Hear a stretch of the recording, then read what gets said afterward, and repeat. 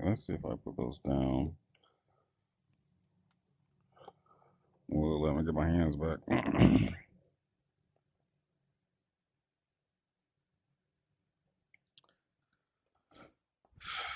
Okay, so in the event that you find yourself in an F16 and you want to get it started, this is what you might want to do. Okay, so there's this switch right here, your engine feed switch. You got to turn it on. I got a hotkey. Sorry, that isn't it. So engine feed, norm. You want to turn your battery on. There's a switch right here, battery, main battery. Turn it on. That's just the battery switch. So you get power. And then you want to turn your air source to norm. You want to turn your anti-ice to on. And you've seen the switch right here, like an actual jet. And now you want to turn your communications on so you can talk to the tower if that's something you want to do. So you got to turn your radios on. Here's your radio switch. Well, I guess that's not turn it on. So what? Oh, sorry, I didn't do that. Both. So you gotta have both radios on. So there's your backup radio, and then your main radios. So we're gonna turn the volume up, and what comes 1. That's the frequency, channel 6, but we want channel 2, so we can talk to the ground. Okay, so now we have communications with the ground. So now we want to turn our main battery on. So now it's the main battery on, and there's a switch right here. It's called the jet fuel switch, or they call it the JFS switch. You can use 1 or 2. What this is a hydraulic motor. It's going to start the APU, which is going to in turn turn the big motor. So in order to get that on and going, you want to click this switch, which is right here. I have it clicked. I have it hotkeyed right here to JF2. 1 and 2 means you're going to use 1 bottle. 2 means you're going to use 2 bottles. You're going to use the 2 bottles when it's colder, and the 1 bottle when it's warm. And if that doesn't start it, then you got to have their crew chief refill it. So right now what we're looking for, our throttle is back to idle. There's engine idle cutoff. Right now we're looking for our RPMs to come up to 20,000 RPMs. And then we're going to take our engine out of idle, or out of cutoff into idle. So we're looking for 20,000 RPMs. Engine out idle. And now we're going to see it continue to climb. And we're looking for a FET to come up to about 6 and then drop back down. And then we're looking for RPMs to stabilize about 70, 75. Okay, sorry, JF2 just went off. Okay, our getting main power to the jet. Everything's coming on. We're looking at our fit. Our fit's good, so we got a good engine start. So that's how you start the F16. Now, you could technically take off from this point, but you wouldn't know how to get to anywhere, right? So the next step is after you start the F16, I'm going to close the canopy.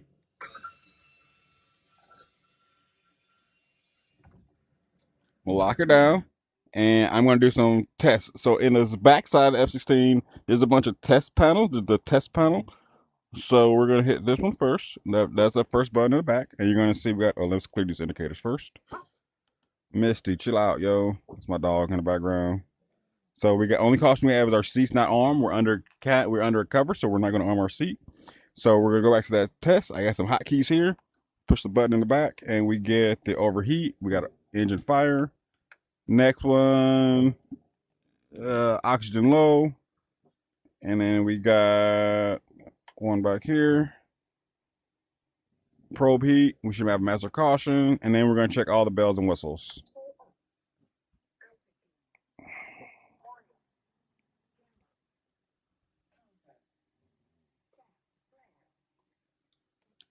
Okay, so once you got past your test procedures, everything looks good. Now you're going to start waking the jet up.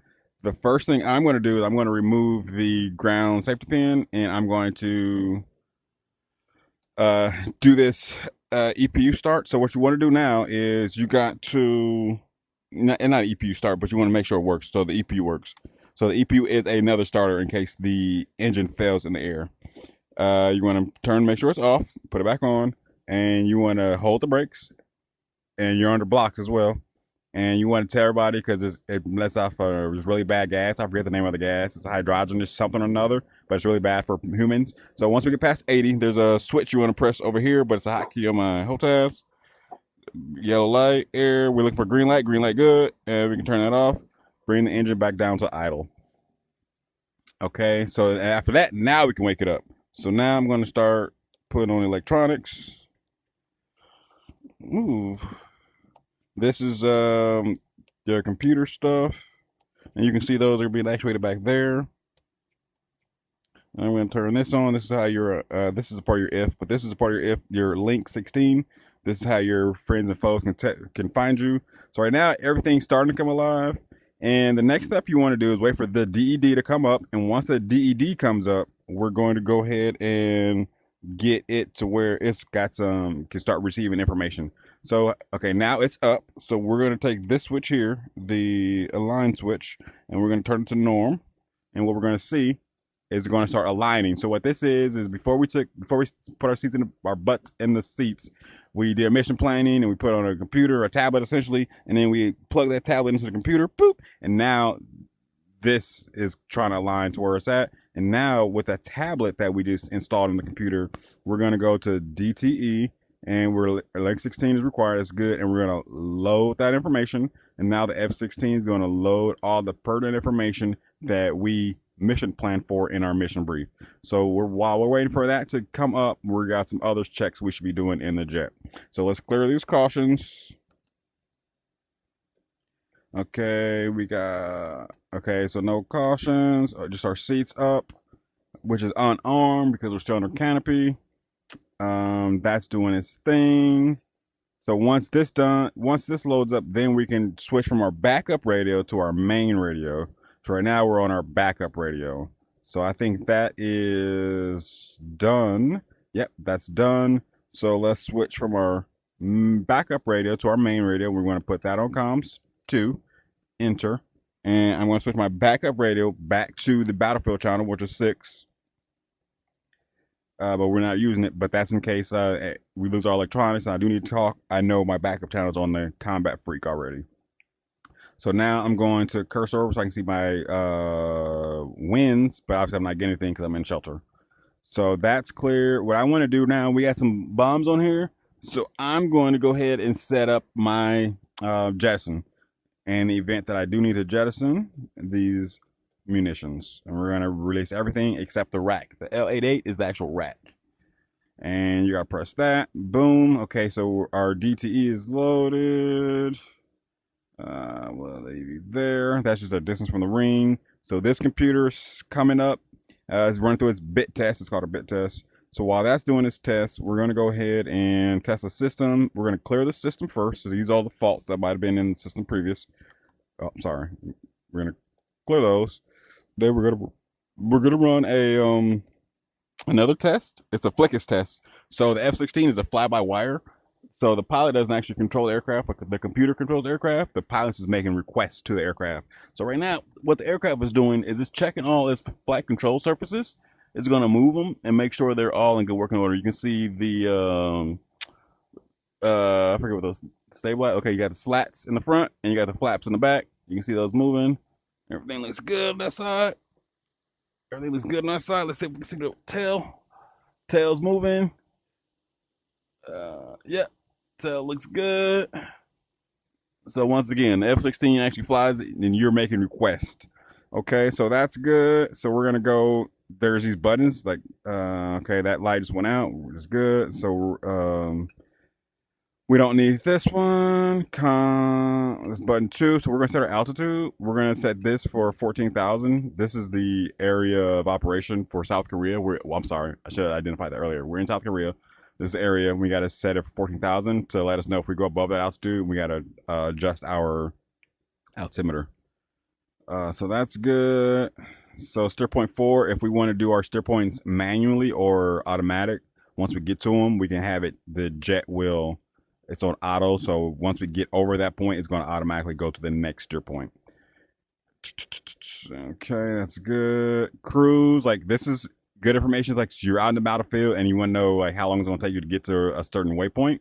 This button will let you know that. It's going to tell you how much fuel fuel you're going to burn, and it's going to tell you how much fuel you should have left at the rate of speed that you're currently traveling to get to that point. A lot of good information in this button. Time hack. I don't really understand this button. It's a lot of information too, but I don't really use it that much. Mark. I don't use it that much either, but like if you want to mark points on the ground, pretty self-explanatory. Fix, calculate, mission select. I don't really use these lower buttons other than just the 7, 8, 9s. Okay, so let's go back here. So let's look at our mission computer. I'm gonna go list 6, and it's telling us ready. You can also see in your MFD, I'm sorry, your HUD, you can see where it's flashing a line. And so what we're gonna do is we're gonna go back to, this switch is actually right here in the cockpit, but for me, it's right here. And we're gonna put it to nav. And once we switch to nav, you're gonna see it switch from ready to that, and then our HUD just came up. So now this is all the HUD information. The information on the left is our airspeed. The information in the middle of our box is our heading, compass heading. And the box on the far right is our altitude. So right now we're 40 feet above the ground, above sea level. So right now what I want to do, that's clear, that's good. I'm going to go my mission computer, that's up. So now this is our waypoints that we're going to fly to. We're 30. Okay, so we're here and we're going to fly this circuit here, and our target being here. Boop. Okay, so some other stuff to get us off the ground and combat ready. We need to do, we can turn our F on. Let's turn that on. So on standby, let's turn some lights on, which I didn't do. Lights before I start the engine. I was going to start to turn your lights on to alert the ground crew. Wrong button. No.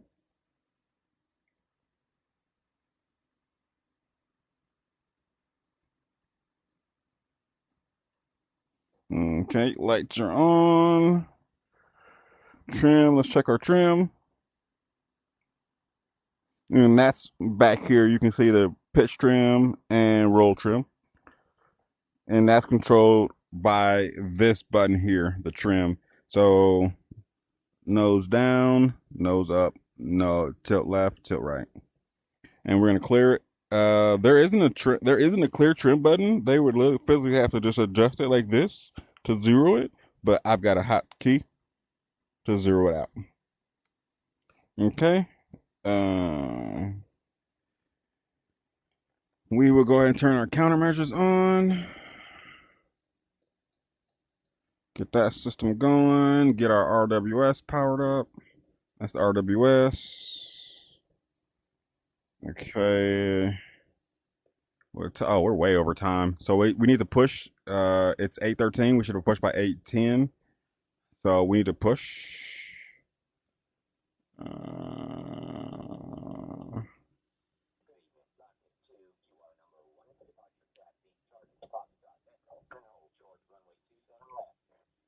So right now we're gonna turn our nose wheel steering on, button here, and give it a little bit of gas. This is your fuel flow right here. Give it a little bit of gas. You see we're rolling. Okay.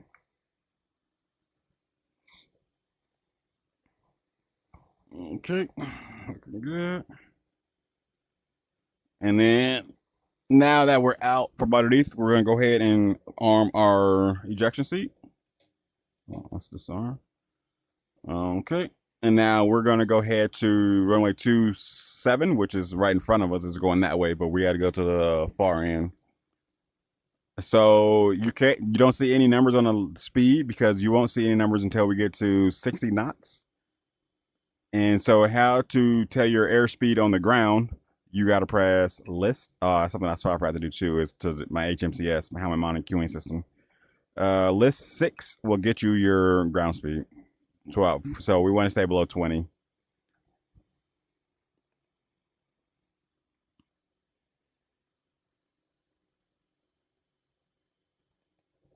And that's how you get the F16 going.